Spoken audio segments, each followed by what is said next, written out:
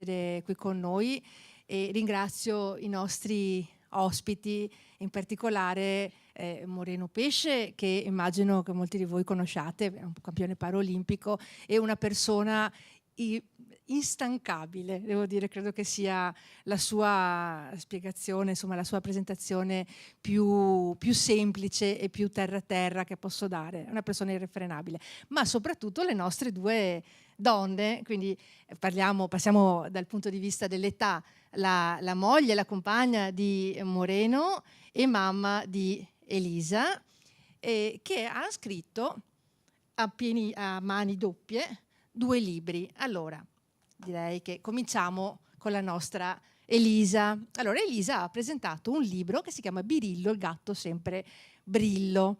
E devo dire che mi incuriosisce molto questo titolo. Allora, Elisa ve la presento in maniera un po' veloce, ma simpatica. È una ragazzina di quinta elementare, anche se sembra molto più grande a vederla, piena di vita e soprattutto una ragazza che si dedica anima e corpo ha 2 grandi passioni, oltre a quella di scrivere libri. Ne ha già scritti 14 di storie, 15 storie. Le 2 passioni di Elisa sono, mettiamole in ordine, il pattinaggio per primo, il pattinaggio che fa sia con i pattini a rotelle che con i pattini su ghiaccio, e fa pattinaggio di velocità, e che è una passione che magari potrebbe sembrare semplice e facile da portare avanti, ma non lo è, perché richiede tantissimi sacrifici, allenamenti, anche magari in momenti con condizioni atmosferiche non proprio ottimali, e soprattutto insomma che toglie anche il tempo un po' a quelle che sono le belle cose che a una certa età si vogliono fare, quindi ci vuole molta determinazione e lei ce l'ha tutta. E poi ho scoperto che ha un'altra passione, che è quella della pasticceria. Le piace cucinare i dolci, preparare anche cose un po' particolari che possono rendere più felice la vita delle persone che la circondano. Ci vuoi parlare un po' delle tue passioni e poi ci presenti il tuo libro? Ok, allora le mie passioni più grandi sono soprattutto il pattinaggio, come ha detto bene Silvia, e soprattutto anche la pasticceria. La pasticceria è partita più o meno quando è iniziato il Covid, che guardavo un programma su un canale 33 che mi piaceva molto e visto che mia mamma ha molte intolleranze, ho iniziato a fare anche un po' di dolci per lei, senza glutine e senza latte. Per i miei compleanni faccio sempre io le torte, qualche volta anche mi comprano qualche torta bella per il compleanno con la stampa di Birillo, che a me mi fa molto piacere. Non ho niente da aggiungere altro. Ma chi è questo Birillo? Allora, è un gatto che diciamo è amico di molti animali. Il primo è un'ape, però ce ne saranno altre nelle altre 14 storie che ho già preparato. Poi c'è anche questo, nella prima copia c'è un asino che dice delle cose che non sono vere, tipo che lui beveva un'altra cosa ma in realtà è succo di mela. E l'ape, cioè l'insegnamento che dà questo libro è di non credere mai a quello che dicono gli altri. Quindi è un libro che insegna, che dà degli contributi, diciamo, ai tuoi coetanei per riuscire ad affrontare in maniera magari un po' più furba quelle che sono le problematiche della vita, quindi Sì, essere un po' più giusto. attenti. E com'è, Antonella, essere la mamma di una ragazzina che in quinta elementare ha già scritto un libro, ha studiato tante storie, che ha tutte queste attività? È molto impegnativo starle dietro.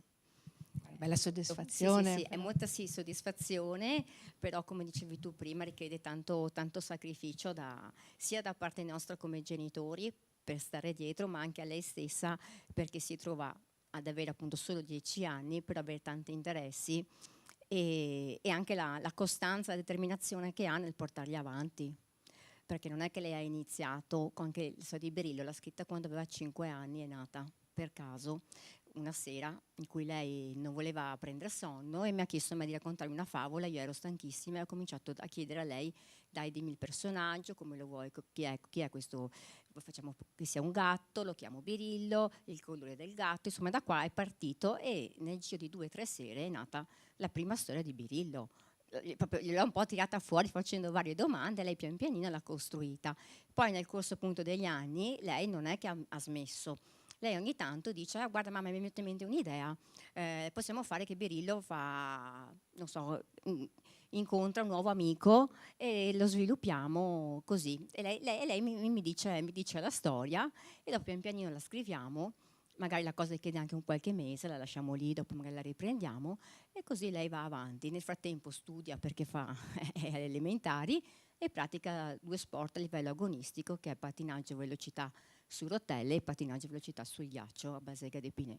Quindi non qua a Noale, dove abitiamo, ma dobbiamo andare su e giù a Pinay. Molte volte si studia in macchina, posso dirlo, che si porta via i libri tra un allenamento e l'altro, con condizioni appunto atmosferiche non sempre piacevoli, perché ricordiamo un pattinaggio sul ghiaccio, la pista è esterna, quindi si pattina anche sotto zero, però le piace farlo, lo sta facendo da un po' di anni e brava, brava lei, anche che continua, insomma, e comunque richiede appunto tantissimo impegno.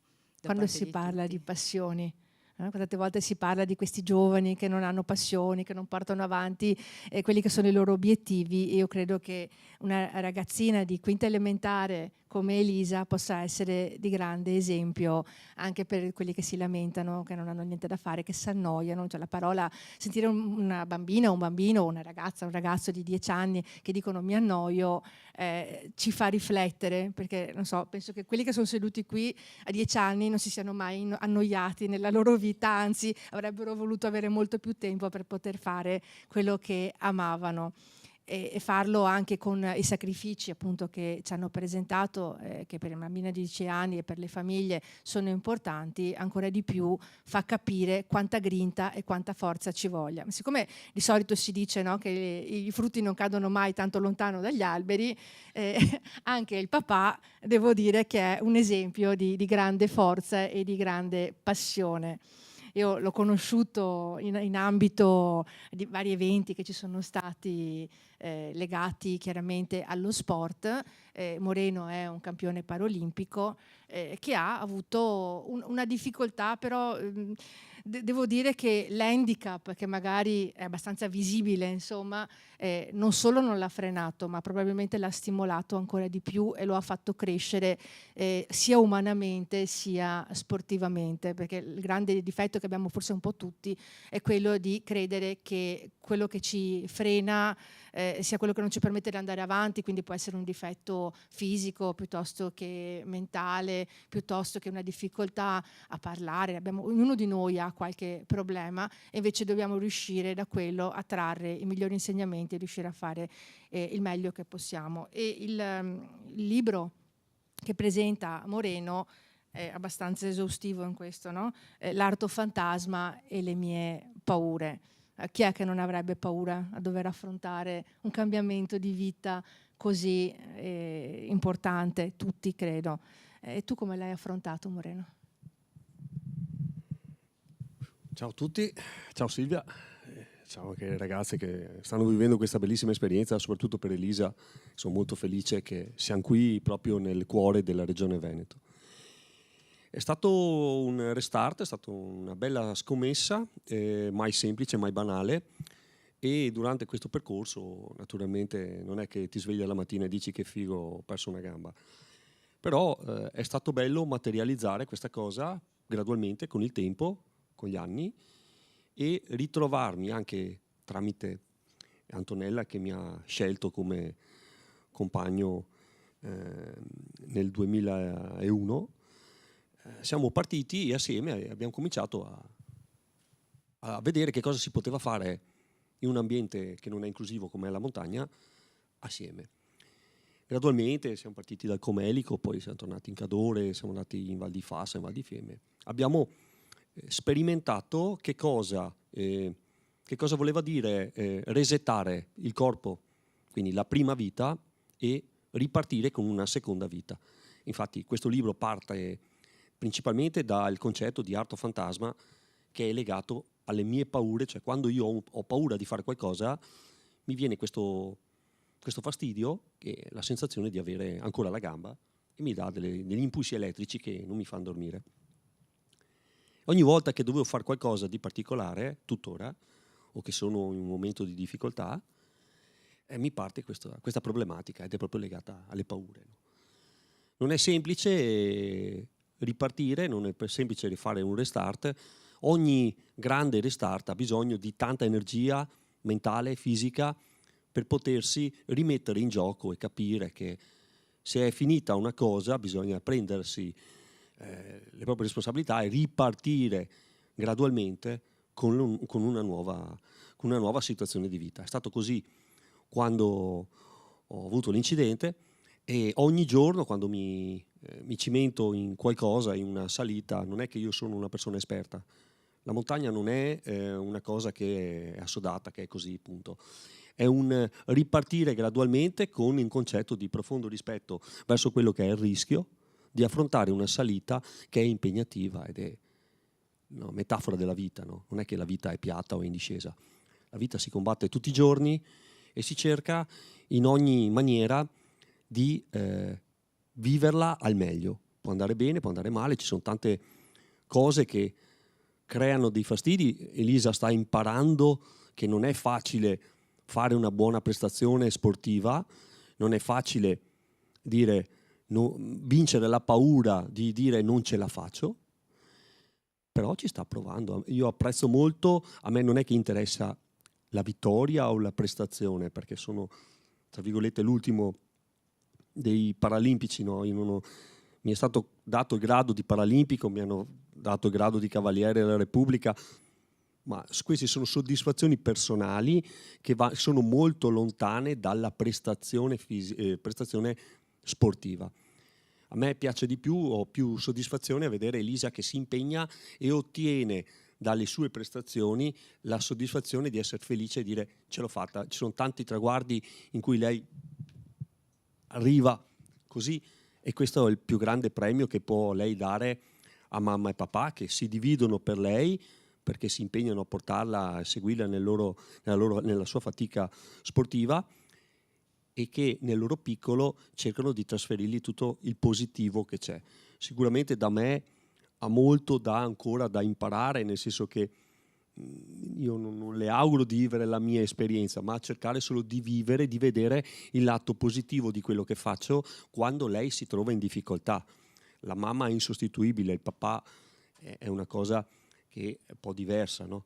Quindi è più, in questo momento la presenza della mamma è molto importante, ed è quello che la fa, secondo me, andare a una buona, arrivare a guadagnare un buon risultato personale, insomma, quello che lei, la soddisfazione interna, interiore sua.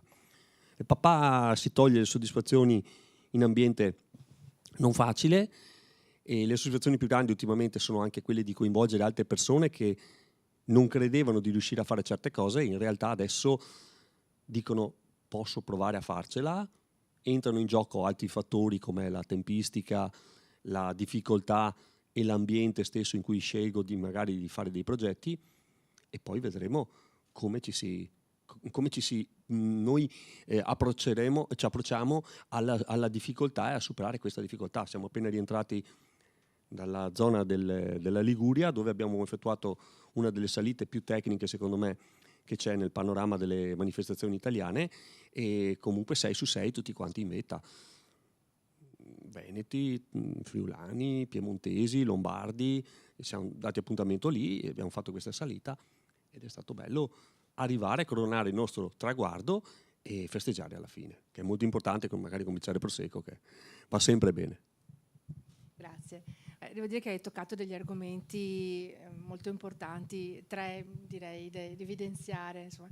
Il primo che è stato anche portato avanti da una serie di atleti olimpici nei giorni scorsi, ovvero che lo sport, la prima cosa che ti insegna è quella proprio di perdere, cioè la capacità di riuscire ad incassare la sconfitta, che è quella che poi ti porta a migliorarti e a crescere. E direi che Elisa, insomma, è su questa buona strada, nel senso che è una vincitrice, ma sa anche affrontare quando ci sono delle sconfitte o delle difficoltà e lo fa, immagino, in squadra con tutte quante le sue amiche. Sì, diciamo, quando mi sento giù, mi trovo con le mie amiche e gli dico, e nella mia mente dico la prossima volta miglioro. Così mi do un input da dove arrivare e fare meglio la prossima gara. Quindi non ti avvilisci, che è una cosa importantissima. E invece l'altro argomento, insomma, che è molto sentito in questo momento è il rapporto con la montagna. Il fatto che ci siano stati, quest'anno è stato un anno terribile di morti, insomma, sulle nostre montagne per svariate difficoltà, problematiche, inavvertenze, il fatto di non stare attenti. Come lo vedi tu questo rapporto dell'atleta, ma anche del non atleta, del frequentatore della montagna rispetto a un ambiente che non è naturale, ma non è così naturale nella nostra frequenza quotidiana? Diciamo che 2023 sì, però questo processo è già cominciato nel 2020-2021. Il Covid ha cambiato lo stile di vita di molte persone, non si può negare, e c'è la voglia della gente di provare a ritrovare se stessi in montagna. Non è facile, perché molti si ritengono, ma sì, provo, prendono con troppa superficialità questa cosa, e io stesso, anche se ho la mia stessa guida mi dice: tu non hai bisogno di essere accompagnato, hai già la tua esperienza, puoi tu distribuire esperienza. In realtà io questa cosa non la percepisco come tale, come mia, e preferisco condividere con altri, avere una persona sempre a fianco, perché me ne succede sempre una, o spacco una stampella, o ho un problema alla gamba, o non conosco il sentiero. Preferisco sempre avere un compagno d'avventura che mi scelgo in base all'esperienza che hanno queste persone, che maturo magari frequentando, facendo dei giri soft, e poi trasferisco in campo. Io non sono una persona esperta, non sono un super atleta, sono una persona che si mette in discussione ogni volta e che quando ha bisogno chiede aiuto. Come ha detto Elisa, ha un team di amiche che l'aiutano a tenersi su moralmente per affrontare una cosa, e io ho Lio che mi ha scelto, ci siamo scelti per andare a fare quello che stiamo facendo, alpinismo, ma questa cosa non vuol dire che io sono un super atleta. Mi manca molto il fatto di riuscire a condividere con la mia famiglia le cose semplici. Quest'anno ho ricominciato a frequentare dei sentieri abbastanza gestibili facilmente come turista, soprattutto nell'area del Cadore e del Comelico, e mi piacerebbe continuare ad affrontare queste cose per far capire alla gente che non è che avete davanti un atleta o che noi siamo degli atleti. Certo, ci dobbiamo allenare molto per riuscire a fare certe cose, e quindi trovo un po' stupido, scusatemi il termine, che la gente prenda sotto gamba e si improvvisa esperti di montagna, e dopo li troviamo giù per le dirupi o giù dietro ai canaloni. Dobbiamo avere quel bagno d'umiltà e rispetto verso quello che è la parola montagna con una grande M, che aiuta, insegna. Se noi vogliamo vedere un attimo di spiritualità in quello che c'è, la montagna è un punto dove i 10 comandamenti li hanno dati sopra una montagna, mi pare, giusto? E quindi se uno per andare a fare una cosa o imparare qualcosa ha bisogno di fare fatica, credo sia il posto ideale. C'è anche il mare, però ha un altro senso, ha un senso di pace, di distensione quando è calmo. Quando invece è in burrasca ha un altro senso. Lo devo imparare anch'io, ti dico, facevo sub una volta, però la montagna mi lascia sempre quella cosa che quando Elisa in passato diceva non voglio andare a camminare in montagna perché faccio fatica, dico che pian pianino con la mamma che la tirava per mano oppure montando in spalla del papà arrivava comunque a fare il giro delle 3 cime o del sentiero che si era prefissato. E questo l'obiettivo che ognuno si dovrebbe prefissare, cercare di fare passo dopo passo, alzare lo scalino della difficoltà del loro percorso di vita scelto in montagna e trasformarlo anche in vita vissuta durante la giornata o durante la settimana lavorativa. Quindi la montagna come maestra di vita, insomma in tutti i canti i campi. Grazie. E l'ultimo argomento, insomma, che mi piacerebbe un po' sviscerare con te, che è un argomento che è sui giornali tutti i giorni, Olimpiadi e Paralimpiadi. Allora noi abbiamo la fortuna di poter ospitare le Paralimpiadi a Cortina interamente, e nonostante non ci siano tutti quanti i vari sport e le varie discipline, perché sappiamo che comunque tutta la parte insomma bob, skeleton e quant'altro è stata tolta. Per Cortina è un grande evento, è una grande opportunità e spero che possa diventare anche una grande opportunità per tutti quanti i nostri albergatori e per tutti coloro che fanno turismo, per riuscire a capire, a comprendere quali sono le necessità di chi magari ha una determinata difficoltà, da problemi di vista a problemi insomma motori, di deambulazione e quant'altro, non tanto in funzione dell'handicap, ma come una proposta di ampliamento per tutti, perché penso che sia bene ricordare che non si ha un handicap solo quando ti succede un incidente, ma a ognuno di noi può capitare un momento nella vita nel quale abbiamo difficoltà. Quello più banale è quando si diventa anziani. Sappiamo benissimo insomma, che certe cose che facevamo a 20 anni, a 50 non le fai più, a 70 fai ancora più fatica. Mi sorprende una cosa, parli sì delle persone anziane, però non ti metti in gioco te che sei stata mamma e che i passeggini, diciamo che noi siamo un numero più piccolo rispetto a quanto può essere una mamma in stato di interessante o che ha avuto un bambino e che di sicuro non può sempre avere il marito, compagno, amico vicino che le dà una mano. Andando in giro per le scuole a parlare io cerco di attirare l'attenzione dei ragazzi facendoli ragionare su questo concetto che è anche l'altruismo degli uomini, dei ragazzi, ad aiutare delle persone in difficoltà, perché quando una persona è in difficoltà a livello di disabilità non è evidente, non è una cosa che spesso è evidente, può essere anche una cosa che è nascosta, come può essere la persona anziana, la mamma in questo stato, oppure, come hai detto te, un piccolo incidente domestico o anche no, che ci obbliga ad avere una limitata deambulazione per fare anche la cosa più banale che è andare in bagno, ai servizi.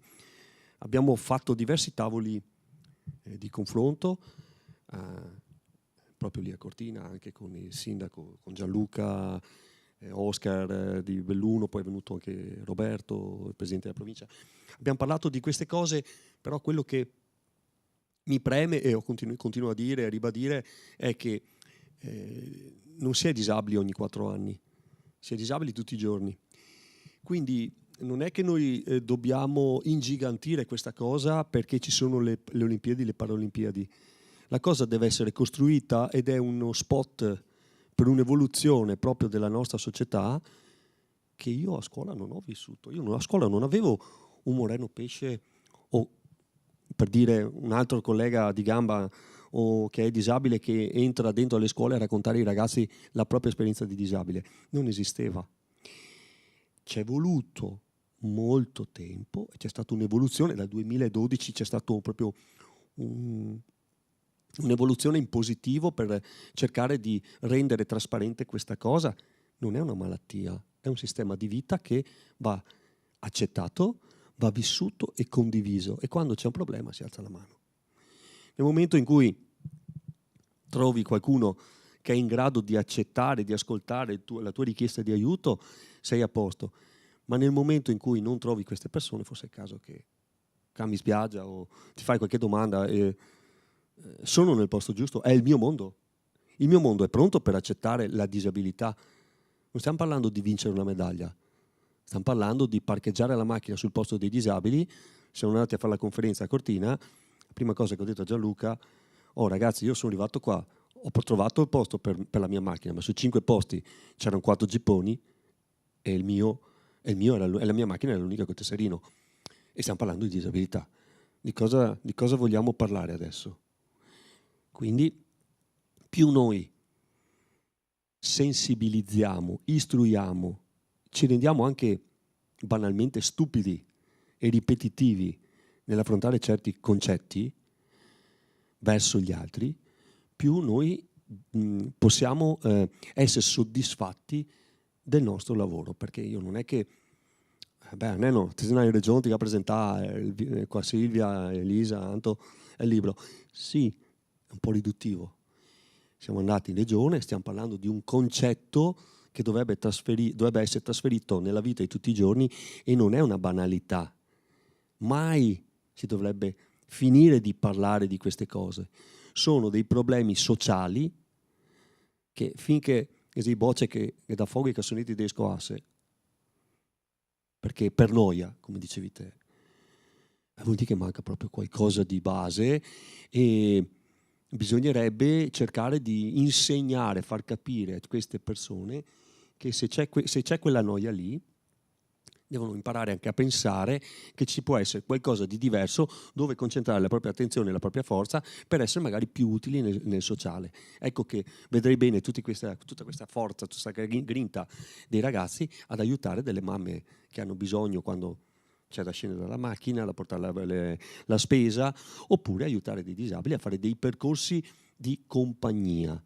I percorsi di compagnia che devono essere, secondo me, terreno di lavoro per tutte quante le amministrazioni comunali, perché c'è un indotto da paura alle spalle da costruire. Cioè lì, se noi facciamo un'attività dove diciamo proviamo a rendere una città vivibile, sai cosa apriamo, cosa scoperchiamo?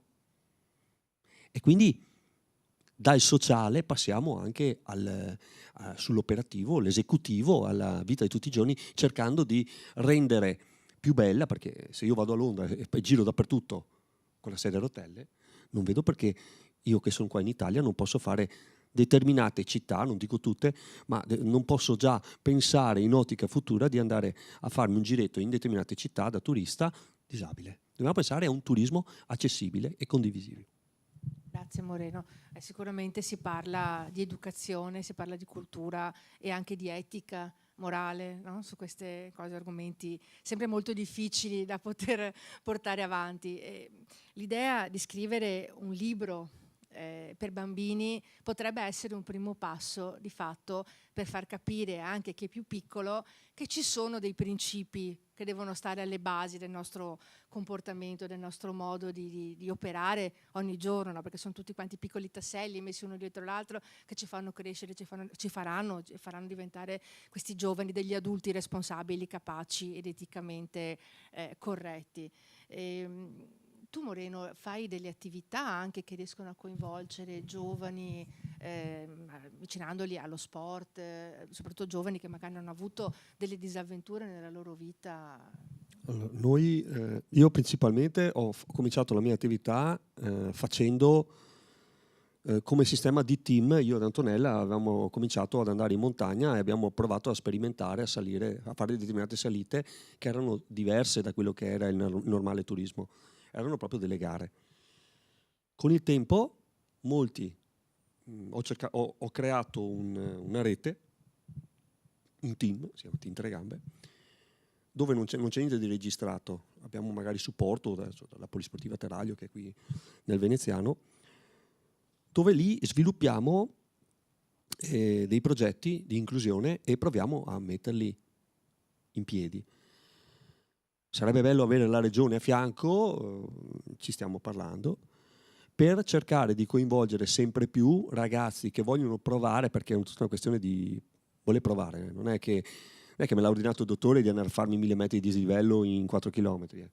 Anzi, mi faccio io delle domande. Posso essere io un buon esempio come un esempio negativo. Perché il buon esempio può essere quando uno è in buca, quindi è depresso e magari non sa dove trovare gli stimoli per vincere magari un dolore che ha fisico. E non solo, anche Antonella è stata colpita da una malattia che ha tolto una parte di femminilità, come il tumore, che è una malattia del secolo, e le hanno sostituito il seno, e anche lei sta facendo un processo di restart, no? Non è facile, perché comunque ci si arrabbia facilmente, però è anche importante cercare di capire come la nostra vita può evolvere, imparare e accettare certe situazioni dinamiche di vita per rinascere al meglio. I ragazzi che si stanno mettendo in discussione sono dei ragazzi che ce la fanno in alcune maniere, in qualche volta, e qualche altra volta invece devono abbandonare oppure tornare sotto i ferri. Abbiamo un ragazzo che ha problemi di diabete, che dall'amputazione di una gamba è passato anche ad amputare pezzi della gamba che era sana. Quindi è un'evoluzione di vita che deve maturare col tempo ed essere di stimolo proprio per altre persone, perché se noi stiamo seduti lì sul divano aspettando che passa la bella trasmissione, che con tutta quella negatività che c'è per la TV, di sicuro non aiuta. Ma se noi ci mettiamo in gioco e proviamo a giocare, no? Perché comunque la montagna per me comunque merita rispetto, ma è un gioco, aiuta sicuramente anche fisicamente a stare meglio, e quindi andiamo a sgravare il sistema sanitario nazionale, magari lo carichiamo da una parte ma lo scarichiamo dall'altra, perché alla fine non è che abbiamo più bisogno di andarci a fare i massaggi o terapie, robe varie, perché la nostra terapia fisica siamo noi a decidere dove e come applicarla, e se la applichiamo in montagna, in un ambiente outdoor, riusciamo anche a stare bene psicologicamente e ad entrare in sintonia con un ambiente che inclusivo non è, ma che ci mette in gioco ogni momento. E quindi se lo facciamo noi disabili, lo possono fare anche le persone normali, invece di stare lì focalizzate a guardare PlayStation o guardare la televisione, no? Io sono forse anche troppo dinamico, però mi faccio sempre delle domande. Io non starei mai a casa troppo tempo. Io, se c'è da pulire casa, roba veloce, basta uscire, perché fuori la vita è fuori, ecco, tutto qua. Grazie, io ringrazio di cuore gli ospiti che sono stati qua con noi, e vi invito, insomma, se avrete voglia e tempo, non ti deve mancare assolutamente, perché abbiamo detto che abbiamo un sacco di tempo, un sacco di voglia, un sacco di passione, leggere il libro di Moreno Pesce e di Elisa Pesce. Me lo leggerò anch'io e sono curiosissima di leggere Birillo. Sono libri leggeri, anche due temi molto particolari. Per i ragazzi Elisa ha fatto con la mamma un gran bel lavoro, e io, per quanto mi riguarda, ho cercato di fare un libro dove la parte negativa è stata lasciata molto in parte. Ho dovuto raccontare cosa mi è successo, la prima parte, però non è che mi sono focalizzato lì. È successo l'incidente, si accetta quello che è successo, si riparte. È più bello quello che è successo dopo l'incidente di quello che è successo prima, e la mia vita è una vita ricca di soddisfazioni e di emozioni che cerco ogni giorno di vivere. Qualche volta è positiva, qualche volta è negativa, qualche volta mi lascia degli strascichi, però l'importante è esserci. Si chiama vita, bisogna viverla. Grazie di cuore.